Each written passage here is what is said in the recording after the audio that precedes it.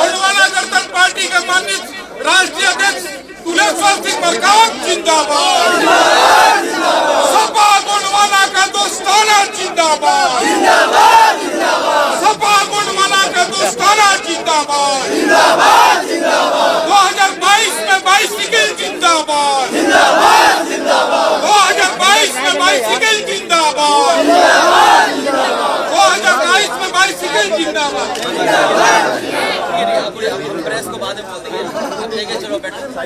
आकर्षक व्यक्तित्व के धनी the great magnet leader of India माननीय अखिलेश यादव जी जिंदाबाद। गोंडवाना गणतंत्र पार्टी ने भी ठाना है समाजवादी सरकार बना है। 2022 में बाइसिकल जिंदाबाद। 2022 में बाइसिकल जिंदाबाद।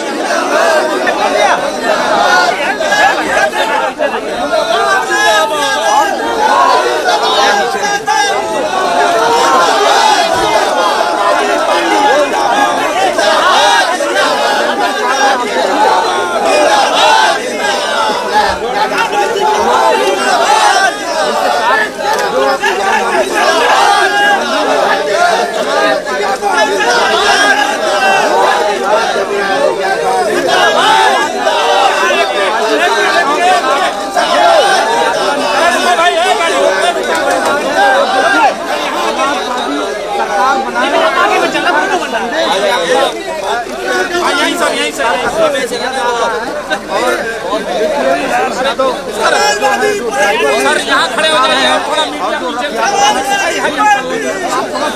ऊपर भी आइए।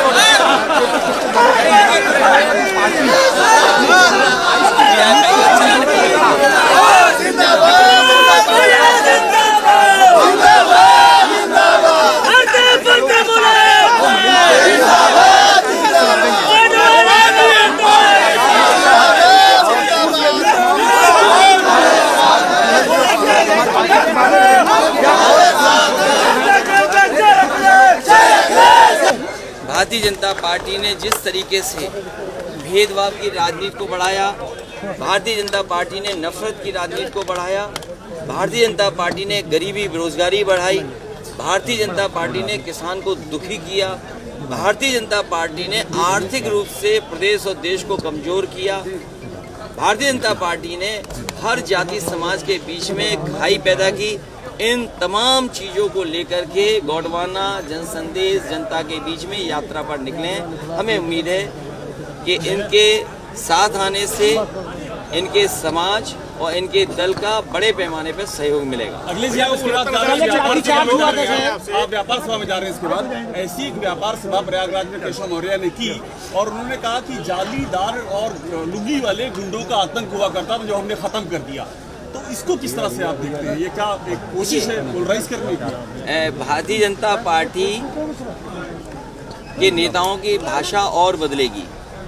जैसे जैसे चुनाव करीब आएगा, भाषा और गंदगी और बुराई और जितनी भी गंदी भाषा हो सकती है भारतीय जनता पार्टी की होगी।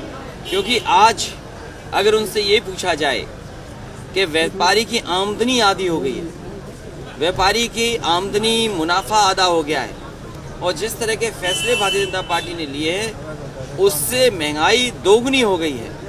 अगर आमदनी आधी है, मुनाफा आधा हुआ है और महंगाई दोगुनी हो गई है तो ना किसान खुशहाल हो सकता है, ना व्यापारी खुशहाल हो सकता है। और इनके फैसलों से, चाहे वो नोटबंदी रही हो, चाहे जीएसटी रही हो, या सरकार में जिस तरीके का भ्रष्टाचार है, आज हर वर्ग के लोग परेशान हैं। जहाँ तक पहनावे की बात है, जहाँ तक और तमाम सवाल उठाए जा रहे हैं, चुनाव से पहले भारतीय जनता पार्टी को अपने संकल्प पत्र में पन्ने पलटने चाहिए और उन पन्नों को पढ़ना चाहिए कि जनता में कौन सा वादा उन्होंने किया था। उनका हर एक वादा जुमला निकला, हर एक जनता को, हर वर्ग को धोखा दिया। इसलिए उत्तर प्रदेश की जनता ने मन बनाया है कि इस बार योगी सरकार नहीं होगी, उत्तर प्रदेश में योग्य सरकार होगी जो उत्तर प्रदेश को खुशहाली के रास्ते पे ले जाएंगे। और मुझे लगता है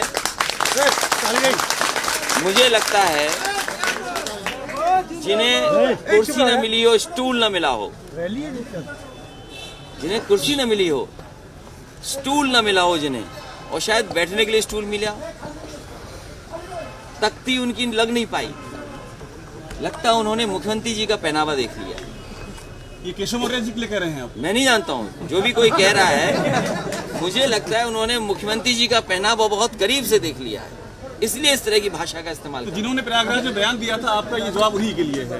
देखिए, जो पहनावे पे बात कर रहे हैं, जो सवाल आपने पूछा है, मुझे लगता है उन्होंने मुख्यमंत्री जी का पहनावा देख लिया है, इसलिए कुछ ज्यादा इस तरह बोल रहे हैं। क्योंकि उनका झगड़ा, अरे उनका झगड़ा विपक्ष के लोगों से नहीं है, उनका झगड़ा तो उनके अंदर अपने लोगों से है। आप ये बताइए, सड़क का उद्घाटन होने जा रहा है, वहां नारियल तोड़ने गए लोग, नारियल टूटना शुभ होता है, ये सड़क का टूटना क्या माने, हम ये बताइए आप ये बताइए, नारियल टूटना चाहिए था कि सड़क टूटनी चाहिए? नारियल नहीं, लेकिन शुभ क्या माना जाए, नारियल टूटने का कि सड़क के टूटने का? ये तो पोल खुल गई इनकी। ये सब लोग जनता से घबराए हुए हैं, जनता का समर्थन समाजवादी पार्टी के तहत दिखाई दे रहा है, इसलिए ये इनकी भाषा बदलेगी और नेताओं का आना भी संख्या बढ़ेगी। अभी तो कम नेता आपको दिखाई दे रहे हैं, जैसे जैसे चुनाव करीब आएगा और जैसे जैसे हार का डर सताएगा आएगा इन्हें, तो इनकी यात्राएं भी बहुत निकलेंगी और दिल्ली से नेता भी बहुत आएंगे। इसलिए आप तैयार रहिए, और बहुत गंदगी की भाषा बोलेंगे ये अभी। आपको अखिलेश अली जिन्ना कहा गया, केशव मौर्य ने ही बयान दिया। सर तिवारी भी बोल रहे हैं और गोरखपुर में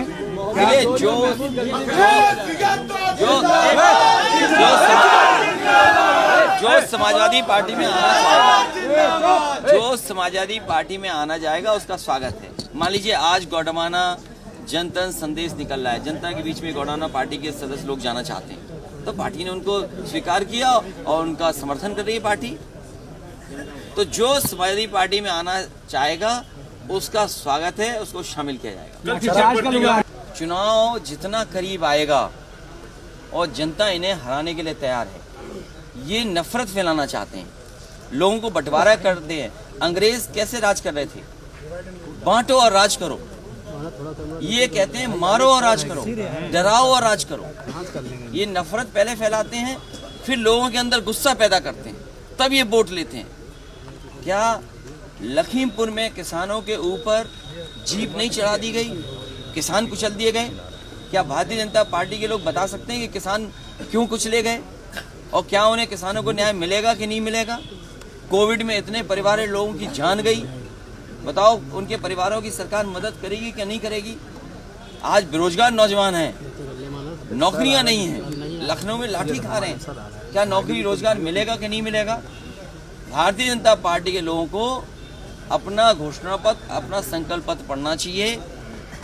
जब पढ़ेंगे तो उन्हें जानकारी होगी कि जनता को कितना धोखा दिया इन्होंने। जो विश्व गुरु बना रहे थे समाजवादी तो लैपटॉप दे रहे थे, आप बताइए ये लोग हम लैपटॉप दे रहे थे, ये लाठी दे रहे थे, यही फर्क है। इसलिए समाजवादी पार्टी सरकार में थी तो नई यूनिवर्सिटियां बन रही थी, नए कॉलेजेस बन रहे थे, नई तरह की पढ़ाई शुरू हो गई थी, तमाम कंपनियां पैनल हो गई थी, रोजगार नौकरी मिले। ये भारतीय जनता पार्टी के लोग नहीं समझ सकते। अमेज़न जैसी कंपनी कंडा बेच रही है, बताइए, अमेज़न जैसी कंपनी कंडा बेच रही है, उन्हें पता है कंडे में व्यापार है।